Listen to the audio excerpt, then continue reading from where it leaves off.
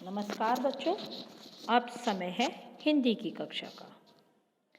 हम पढ़ रहे हैं पाठ 3 हमारे प्राकृतिक चिकित्सक। कौन है हमारे प्राकृतिक चिकित्सक? पेड़ पौधे। जी हाँ, पेड़ पौधे से यूँ तो हमें अनेक लाभ हैं।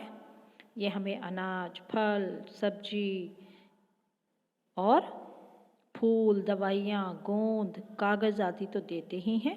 साथ में कुछ पौधे ऐसे हैं जो विभिन्न बीमारियों में हमारे काम आते हैं। वे हमारे लिए दवा का काम करते हैं।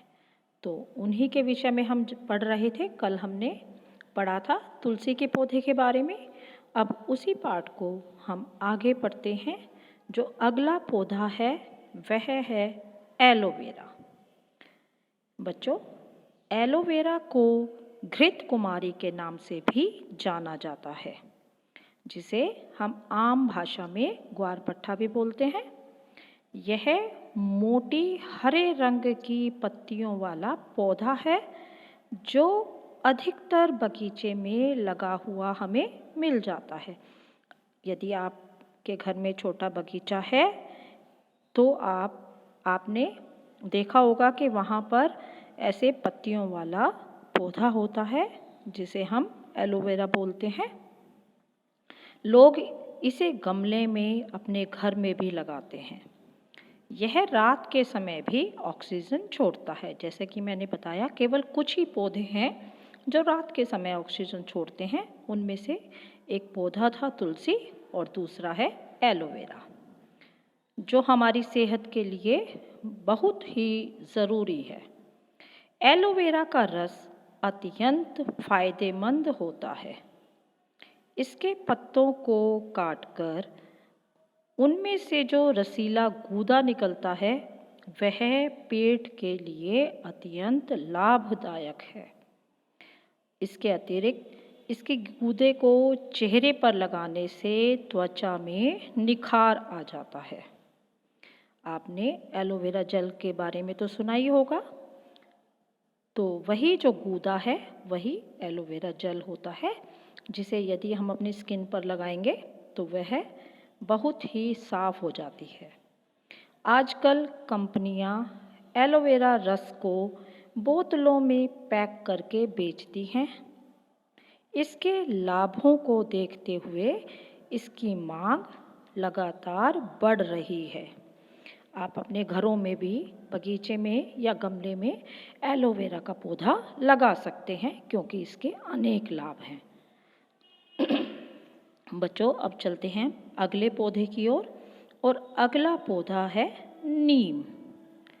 नीम, जिसे प्राकृतिक वैद्य भी माना जाता है, अर्थात जो नीम का पौधा है उसे तो हम एक डॉक्टर ही मान लेते हैं।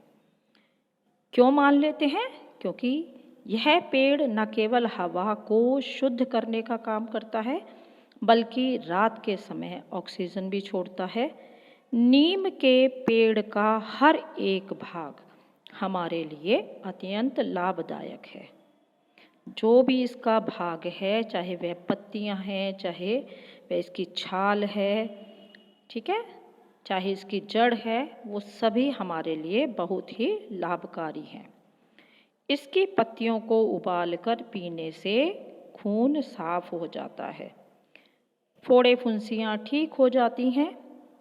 पेड़ की टहनियों के दातुन से दांतों की अच्छी सफाई होती है तथा हमारे दांतों में कीड़ा भी नहीं लगता।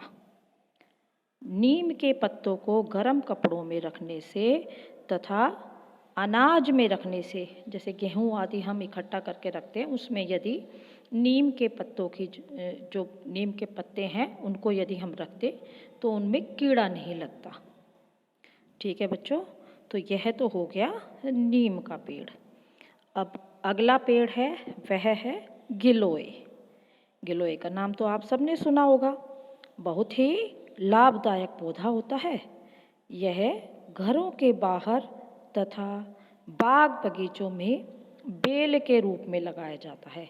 गिलोय की बेल होती है, ठीक है। गिलोय के रस और पत्तियों से वात विकारों को दूर करने की गुणकारी औषधीय शक्ति है। वात विकार, विकार मतलब जो बीमारी होती है, और वात मतलब जो गैस से संबंधित, हमारे पेट में गैस बन जाती है तो उससे संबंधित जितनी भी बीमारियां होती हैं वो गिलोय से दूर होती हैं। अब कैसे करनी है इसका उपयोग यही देखते हैं। इसकी पत्तियां देखने में पान की पत्तियों की तरह होती हैं। ठीक है, जो पत्तियों की शेप है वो ऐसी होती है जैसे पान का पत्ता होता है, और इसकी पत्तियों में कैल्शियम, प्रोटीन, फास्फोरस अच्छी मात्रा में पाया जाता है। ठीक है, ये सभी जो मिनरल्स हैं ये इनकी पत्तियों में बहुत मिलते हैं। और गिलोय की टहनी को पानी में उबालकर उस पानी को पीने से डेंगू बुखार भी ठीक हो जाता है। जो एक खतरनाक बुखार है डेंगू, वह भी यदि हम गिलोय की जो टहनी है उसको पानी में उबाल कर पीते हैं तो वह बुखार ठीक हो जाता है। और इसके साथ साथ जो हमारी प्लेटलेट्स होती हैं, प्लेटलेट्स क्या होती है, जो खून का भाग होता है, जब हम बीमार होते हैं तो वो प्लेटलेट्स कम हो जाते हैं, लेकिन यदि हम गिलोय का पानी पीते हैं तो उससे जो हमारे प्लेटलेट्स हैं वो भी बढ़ जाते हैं। यदि प्लेटलेट्स कम हो जाएं तो ये गिलोय का जो पानी है ये हमारी प्लेटलेट्स को भी बढ़ाता है। तो बच्चों, आपने देखा कि पौधों से हमें कितने लाभ हैं, कितने गुणकारी होते हैं ये पौधे, जो प्राकृतिक रूप से ही, जो प्रकृति ने हमें इतनी बड़ी देन दी है, यदि इनका हम सही उपयोग करें तो हमें जो डॉक्टर हैं उनकी आवश्यकता ही नहीं होगी। तो बच्चों, आज का ये पाठ यहीं समाप्त होता है। धन्यवाद। शुभ दिन।